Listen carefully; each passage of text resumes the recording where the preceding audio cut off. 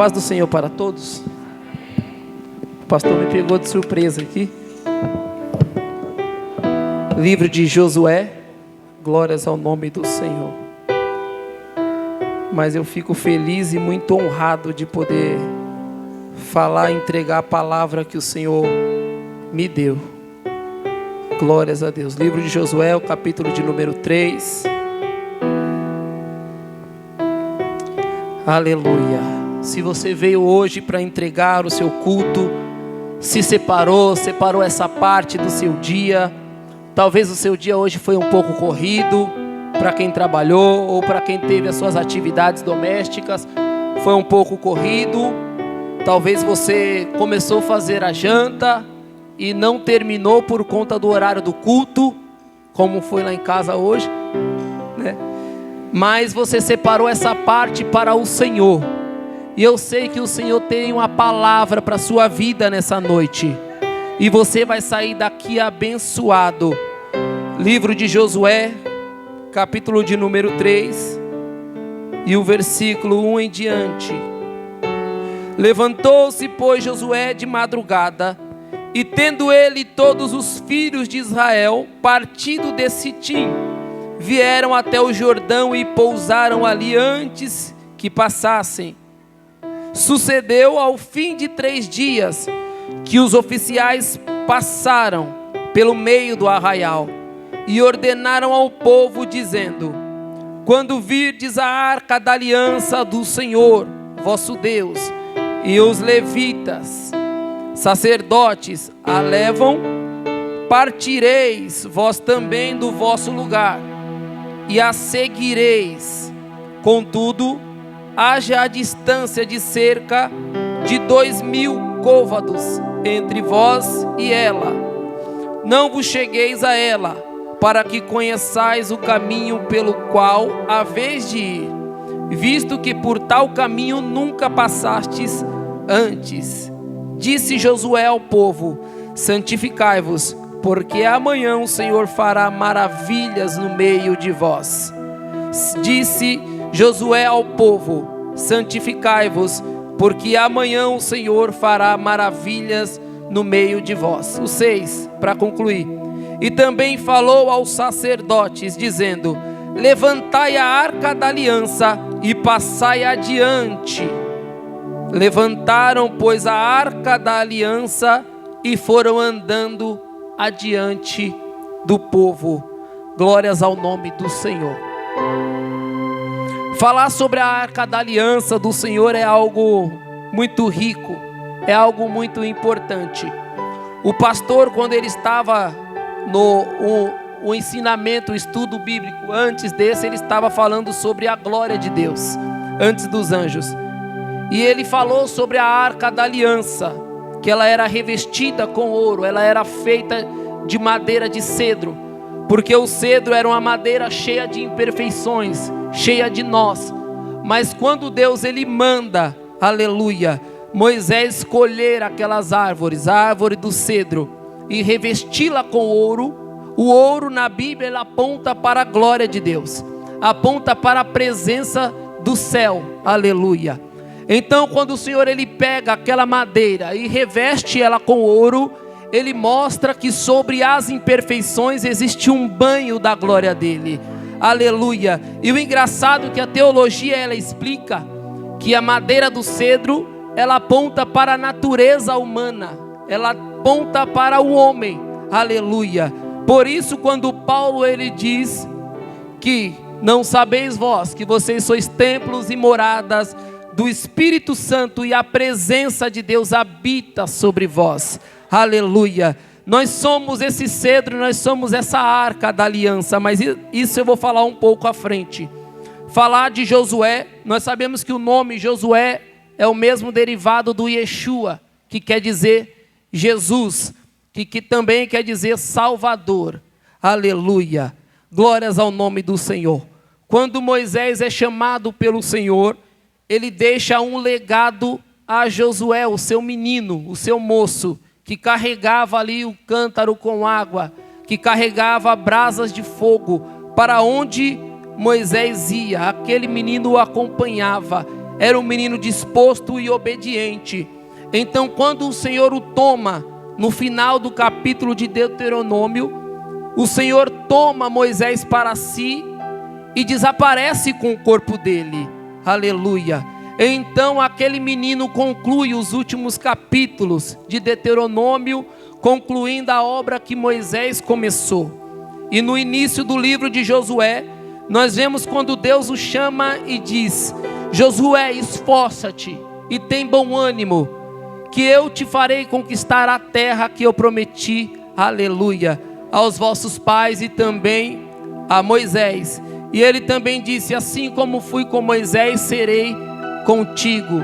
Talvez o Senhor fez uma promessa para o seu pai, talvez Deus fez uma promessa para a sua mãe, talvez Deus fez uma promessa para umas irmãs que eram dirigentes do ciclo de oração antes da minha mãe. Talvez Deus fez promessas para a mocidade que foi antes desta mocidade. Talvez Deus fez promessa para os adolescentes que eram antes desse grupo de adolescentes.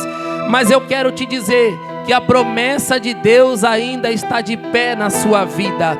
Se Deus prometeu e Ele falou que no Jardinélia vai se levantar pregadores, homens e mulheres de Deus, a promessa de Deus ainda está de pé. Como fui com Moisés, assim serei contigo. Se usei aquele que foi antes de você, vou te usar também. Se levantei a vida do teu irmão, fica tranquilo, o seu tempo vai chegar. A hora dele te exaltar vai chegar. Aleluia. Talvez quem está do seu lado está cantando mais bonito. Talvez quem está do seu lado, ele tem o dom de profecia e você ainda não recebeu. Talvez você recebeu uma promessa e Deus disse: vou te levar a muitos lugares e vou te usar poderosamente. Mas até hoje nada disso aconteceu. Eu quero te dizer que a promessa de Deus ainda está de pé no Jardinélia. Aleluia. Um dia eu ouvi dizer aqui que o Jardinélia era fábrica de traficante, de prostituta, alacova na churava séria, de homens e mulheres que serviam para o tráfico, que serviam para o roubo. Mas olha onde nós estamos aqui. Olha a presença de Deus se manifestando. Talvez lá fora Ele esteja fazendo tudo isso que eu ouvi falar, mas aqui dentro não. Aqui dentro tem pianista, aqui dentro tem baterista, aqui dentro tem mulheres levitas, alequiova, surieva. Aqui dentro tem mulheres que na quarta-feira dobram o joelho 8 horas da manhã, 7 horas da manhã, e só levanta lá churava séria 5 horas da tarde.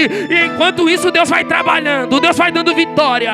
O que você quer dizer, irmão Paulinho? Que a promessa de Deus ainda está sobre o Jardinélia, e queira o inferno, não vai acontecer.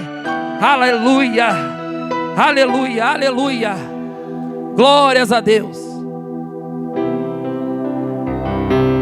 Eu estou tremendo aqui, irmão. Glórias a Deus. Aleluia. Aleluia. Santificai-vos, porque o Senhor fará maravilhas no meio de vós.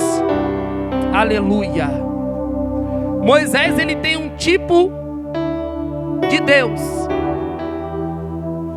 e Josué, ele tem um tipo de Cristo. Não é isso, pastor? É isso que a teologia explica. Tipologia bíblica, ela ensina isso. Que Moisés, ele vem com um tipo de Deus. Por quê? Porque no capítulo 7 de Êxodo, Deus disse a Moisés: Moisés, certamente eu te tenho colocado como Deus sobre Faraó. Faraó, ele clamava e gritava bem alto, mas Moisés, como Deus, tinha o controle de toda a situação.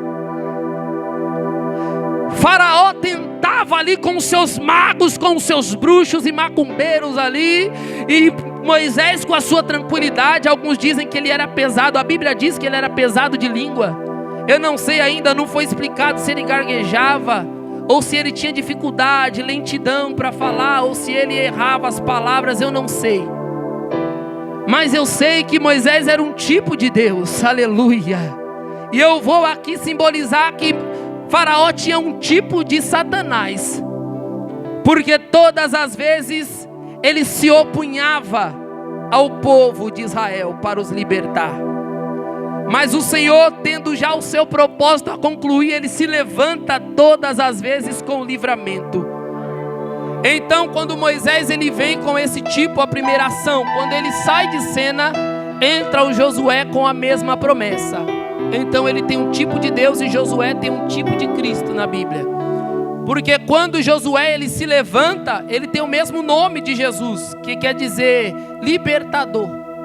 Então quando Josué ele vem depois com essa promessa e ele tira o povo ali daquela, vamos dizer aqui que eles ficaram perdidos quando Moisés morreu.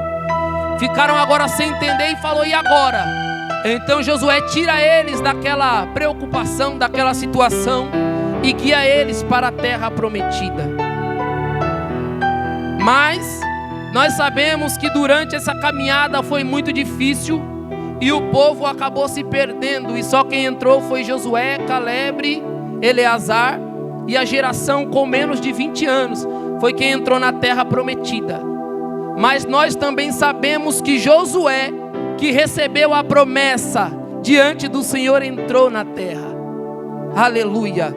Então, quando no período interbíblico foram 400 anos que o povo do Antigo Testamento, entre o Novo Testamento, aquele povo clamava, oferecia ovelhas, oferecia pombas, ofereciam bezerros, e Deus não respondia no altar. Deus não respondia dentro do templo. Foi chamado de um período em que Deus cruzou os braços. Eu já falei isso aqui uma vez. Então Jesus ele vem como o libertador. Ele vem com a solução. A Bíblia diz que ele veio para os seus, mas os seus não o receberam. Mas todos que o recebeu, deu-lhes o poder, aleluia, de serem chamados e feitos filhos de Deus. Ser filho de Deus não é somente um privilégio, somente uma alegria, somente como que eu digo aqui, somente uma dádiva, não, é um poder. Porque o próprio, ele disse, Jesus